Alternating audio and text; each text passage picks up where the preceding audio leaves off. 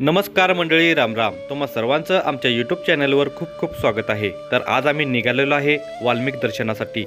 महाशिवरात्रीला वाल्मिकी या ठिकाणी वाल्मिकी या देवाची यात्रा भरते. वाल्मिकी हे एक गाव आहे आणि या गावामध्ये येण्यासाठी ढेबेवाडीपासून जवळजवळ 25 ते 30 किलोमीटर अंतर आहे. आणि या ठिकाणी तुम्ही स्वतःची गाडी असेल तर तुमच्या गाडीने सुद्धा या ठिकाणी तुम्ही येऊ शकता. वाल्मिक ह्या ठिकाणी जाण्यासाठी एसटीची सुविधा सुद्धा उपलब्ध आहे. महर्षी वाल्मिक हे आदिकवी आणि रामायणाचे रचनाकार होते. महर्षी वाल्मिकी ऋषीमुनी यांना विद्वत्ता आणि तपश्चर्येमुळे महर्षी ही पदवी मिळालेली होती. अशा या थोर महर्षी वाल्मिकी ऋषीमुनी यांच्याबद्दलची माहिती आपण थोडक्यात पाहूया. वाल्मिकी हे आदिवासी समाजातील हिंदू महादेव कोळी होते. त्यांनी संस्कृत भाषेमध्ये रामायणाची रचना केली होती. रामायण हे संस्कृत भाषेतील सर्वप्रथम महाकाव्य मानले जाते. वाल्मिकी हे सुमती नावाच्या एका ब्राह्मणाचा पुत्र होता.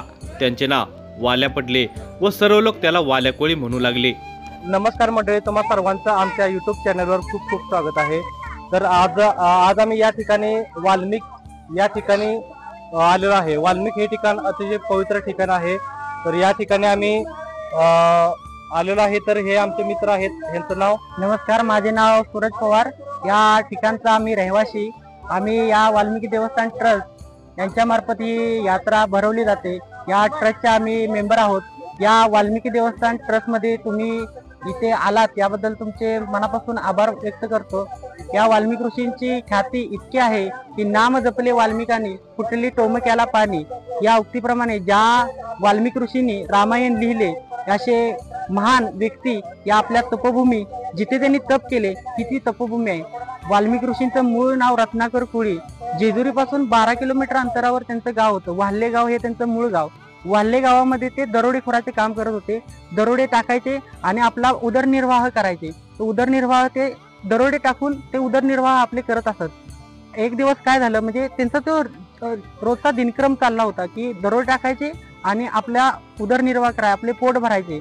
एक दिवस असे अनेक माणसांना त्यांनी मारत नेले आणि असे 7 रांजण माऊली त्यांनी भरले.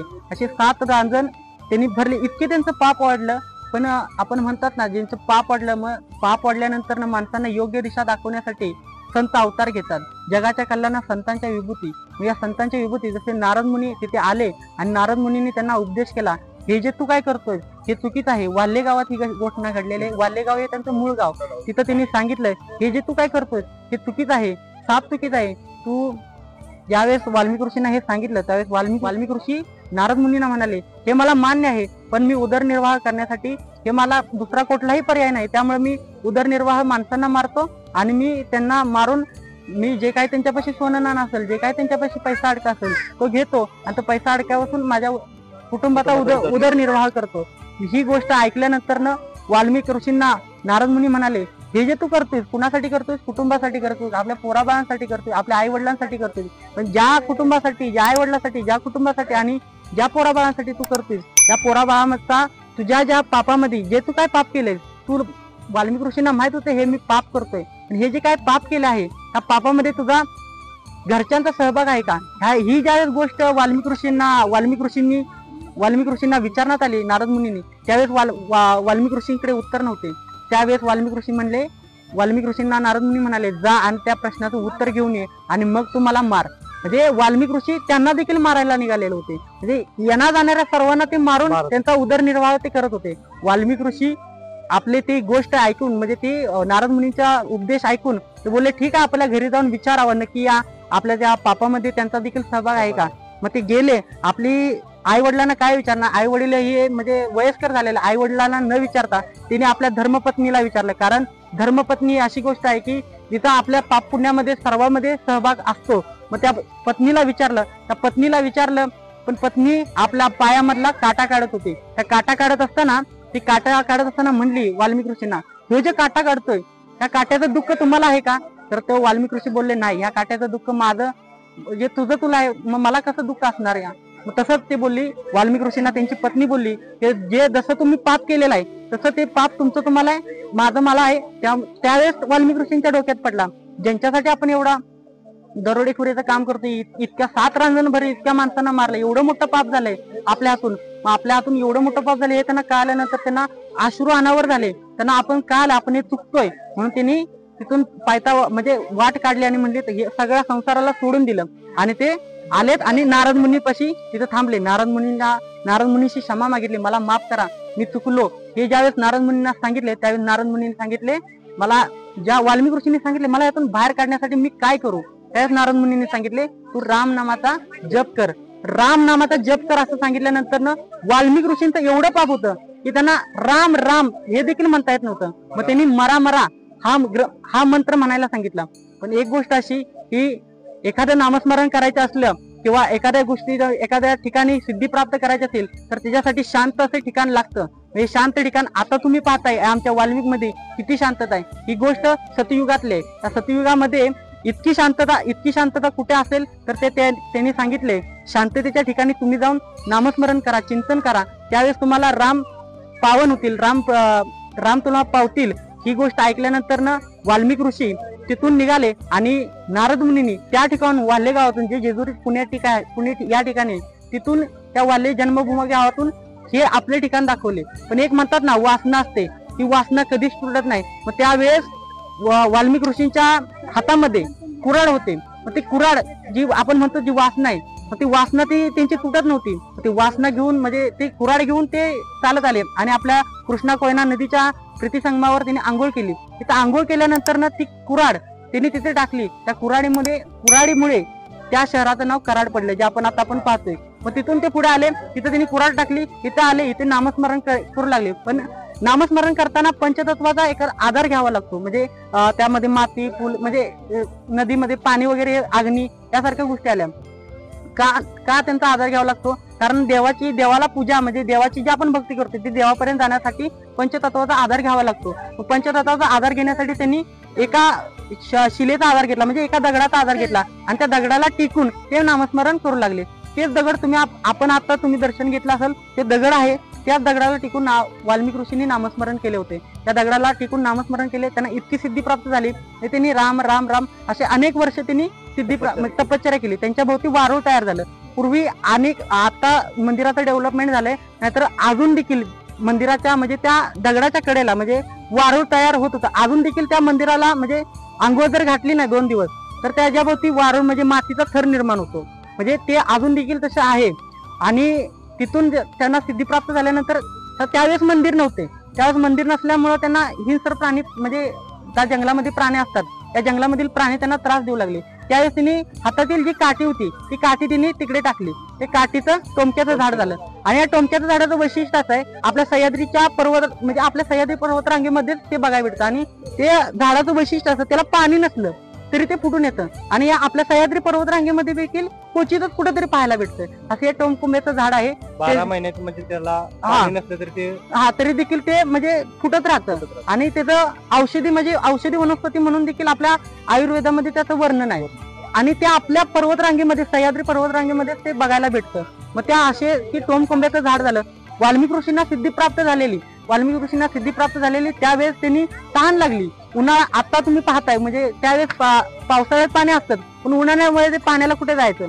पाण्याला जाण्यासाठी त्यांनी गंगेला सिद्धी प्राप्त झाल्यामुळे त्यांनी गंगेला आवाहन केलं, गंगेला बोलवलं, गंगा मातेला बोलवलं, मला तहान लागले, मला तू माझ्यासाठी इथे प्रकट हो. त्यामुळे इथे गंगा इथं त्यांच्यासाठी प्रकट झाली. त्यामुळे गंगेचा ग आणि वाल्मिकीचा वा असं आपण वांग नदी म्हणतो. या वांग नदीचा उगमस्थान इथं आहे. ही वांग नदी पुढे जाऊन कृष्णा कोयना या त्या प्रतिसंगमाला मिळते. त्याचबरोबर मग त्यांना सिद्धी प्राप्त झाली, त्यांच्या भोवती वारूळ तयार झालं. त्यांचं हे गावाला म्हणजे माहित नव्हतं म्हणजे इथे की वाल्मिक ऋषी आहेत. मग तिथं त्यांच्या भोवती वारूळ तयार झाले. इथे ती पूर्वीची गोष्ट आहे की इथं नंतर गुराख्या आल्यानंतर ना त्यावेळेस म्हशीने ज्यावेळेस त्यांच्या वारुळामध्ये ज्यावेळेस शिंग घुसवलं, त्या शिंग घुसवल्यानंतर त्यांच्या म्हशीच्या शिंगाला रक्त लागलं. आणि ते रक्त लागलं त्यानंतर माणसांना कळालं की बाबा आतमध्ये कोणतरी व्यक्ती आहे. म्हणून ते त्यांनी वारूळ खणलं आणि त्यातून वाल्मिक ऋषी बाहेर पडले आणि वाल्मिक ऋषी बाहेर पडल्यानंतर ना तिथं नारद मुनी प्रकट झाले आणि नारद मुनींनी सांगितलं तुम्हाला सिद्धी प्राप्त झाले, तुमचं कार्य इथं संपलेलं नाही, तुम्ही वाल्या कुळीचा वाल्मिक ऋषी झालाय आणि तुमचं कार्य इथं संपलेलं नाही, तुम्हाला रामायणासारखा महान ग्रंथ लिहायचा आहे. पुढे आपले हे वाल्मिक ऋषी, आपल्या वाल्मिक ऋषींना एवढी, आपल्या वाल्मिकीला एवढी म्हणजे किंमत का नाही, म्हणजे भाविक भक्त महाशिवरात्रीला आणि एकादशीलाच का येतात का, तर तिथून पुढे वाल्मिक ऋषी उत्तर प्रदेशमध्ये गेले. तिथं वाल्मिकींचा आपण वाल्मिकी जयंती वगैरे साजरी करतात. तिथं वाल्मिकांनी कुटी बांधली आणि तिथं त्यांनी रामायण लिहिलं. तिथं लवकुशचा जन्म झाला. तिथं रामाने या ठिकाणी लिहिलेलं नाही, म्हणजे ह्या ठिकाणी त्यांना सिद्धी प्राप्त झाली. तपभूमी म्हणजे जी काही रामायण लिहिण्याची ताकद आणि जे काही ऊर्जा ही तपभूमी म्हणली जाते. ते जन्मभूमी आणि कर्मभूमी उत्तर प्रदेशमध्ये. जिथं कर्मभूमी आहे तिथं म्हणजे त्यांना तिथं वृंदावन, उत्तर प्रदेशमध्ये अयोध्या वगैरे यासारखे तीर्थक्षेत्र आले, त्यामुळे तिथं त्यांना जास्त प्रसिद्धी मिळाली. या आपल्या जिथं वाल्मिक ऋषींना तप म्हणजे जिथं त्यांना सिद्धी भेटली, ही वाल्मिक ऋषींची सिद्धी म्हणजे जिथं त्यांना सगळं ज्ञान भेटलं, काय कसं रामायण कसं लिहायची ही जे आत्मसात झालं इथं, त्या ह्या तीर्थक्षेत्राची जास्तीत जास्त माणसांना म्हणजे माहिती नाही. म्हणजे कर्मभूमी वेगळी, तपभूमी वेगळी आणि जन्मभूमी वेगळी असं वाल्मिक ऋषींचं चरित्र आहे. आणि या वाल्मिक ऋषींचं चरित्र इतकं आहे म्हणजे आधी सत्ययुगातली गोष्ट आहे, मग त्रेतायुगामध्ये राम आले आणि मग त्यानंतर आधी रामायण लिहिलं गेलं आणि एकमेव असा ग्रंथ आहे भगवद्गीता. श्रीकृष्णाने म्हणजे सांगितली आणि मग लिहिली. पण रामायण अशी गोष्ट आहे की अगोदर लिहिली गेली, मग ते घडलं. ज्या वेळेस लक्ष्मी म्हणजे ज्या वेळेस लक्ष्मण, राम आणि सीता ज्यावेळेस वनवासाला निघाले होते, त्यावेळेस लक्ष्मणाची पत्नी उर्मिला तिला विचारलं, बया तू का जात नाहीस वनवासाला? त्यावेळेस त्यांनी सांगितलं, वाल्मिकी ऋषीने असं लिहिलेलंच नाही तर मी का जाऊ? म्हणजे जसं वाल्मिकी ऋषीने लिहिलं तसं रामाला, लक्ष्मणाला वागायला लागलं. आणि या वाल्मिकी ऋषी ही जिथं ते त्यांना सिद्धी वगैरे प्राप्त झाली, हे ते ठिकाण आहे, पवित्र ठिकाण आहे. धन्यवाद. तर तुमचं नाव काय? सूरज पवार.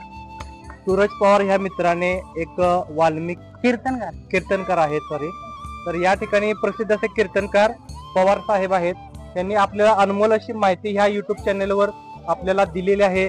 त्यासाठी आपलं अमृतवेल मराठी हे चॅनल त्यांचे शतशः आभारी आहे.